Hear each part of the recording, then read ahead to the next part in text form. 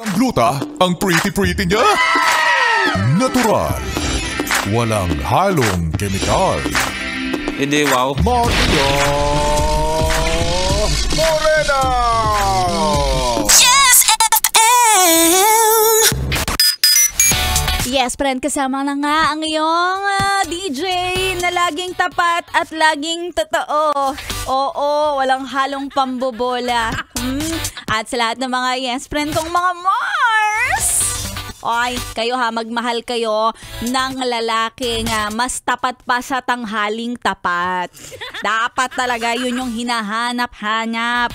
Dahil kapag natapatan itong ginawa mong matapat, kahit sinong babae yan, kahit maganda siya, kahit mas mabango pa siya sa'yo, aminin mo yan, hinding-hindi ka niya ipagpapalit sa iba.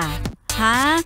Yung lalaking kayang magtiis kahit si Mrs. nangangamoy patis. Charot. And baka kasi ang ulam sinigang, kaya medyo nag-amoy patis. Kayo naman ibig sabihin ng minsan talaga may mga ganyang housewife. Diba yung mga nasa bahay, pag amoy ulam, kasi yan yung mga nagluto, naglaba, nagsaing, lahat ginagawa nila, sineservisyohan ka nila. Kaya i-appreciate mo sila, ha? Wag na lang basta sabihin mo yung misis ko amoy patis. Walang ganunan. Pero alam mo, nabibilib din naman talaga ako sa mga taong tapat, diba? Kaway-kaway sa mga sobrang tapat, loyal, hindi lang sa pagmamahal na papatunayan. Medyo mahirap nga mapatunayan kapag pagdating sa relasyon.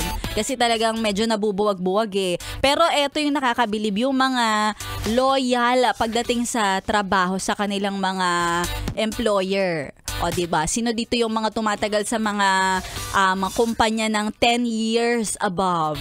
Sobrang dedication yun. Yes, friend. Kung tutuusin, nakayanan mo yung magtagal sa isang kumpanya. Minsan, nagtatagal tayo, hindi minsan sa laki ng sweldo . Minsan talaga sa ganda ng samahan sa loob ng kumpanya. Kaya sa lahat ng mga yes, friend natin na umaabot ng 10 to 15, papunta na ng 25 years, ayan, magkakasing-sing na kayo sa opisina nyo.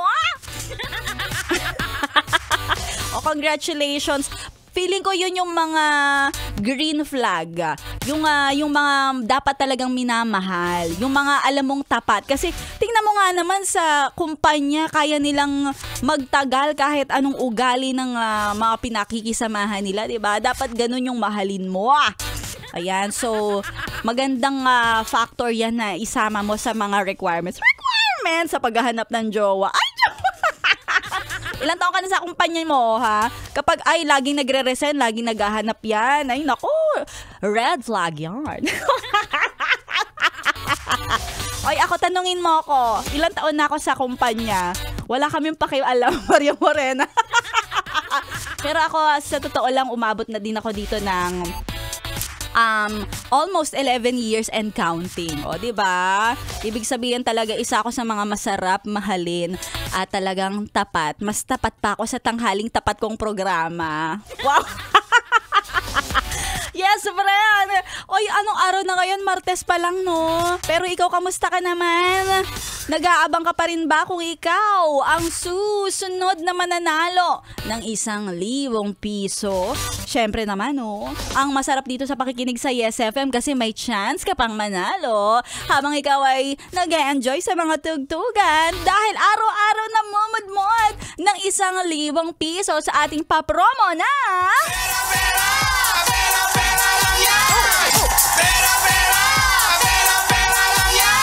Ay, kahapon, wag ka, nagpapanalo ako.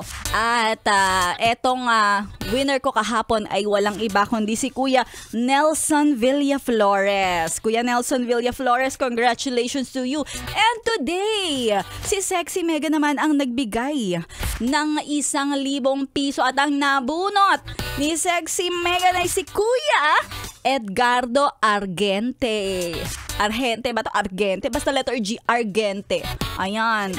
So, Kuya Eduardo Argente, kung ikaw ay nakikinig sa ngayon sa mga oras na to at pumalakpak ang tenga mo dahil tinawag ka ni Maria Morena, oo, nanalo ka kay Sexy Megan kanina. Kung hindi mo narinig, sige, magpunta ka na dito para i-claim ang iyong papremyo o kaya naman mag-message ka sa Yes FM Manila at ipadala ang valid ID para kapalit ay 1K and 1 kiss kay Maria Morena. Wow, flying kiss nga lang. Magandang tanghali sa mga yes pre natin. At syempre hanggang alas 3 ako ang makakasama mo. Oo, hindi mo honey, hindi mo sweetie, hindi mo baby. Pero pwede nang gumawa ng baby. Ay! Dito lang sa 101.1 Yes FM. Pansin para na lang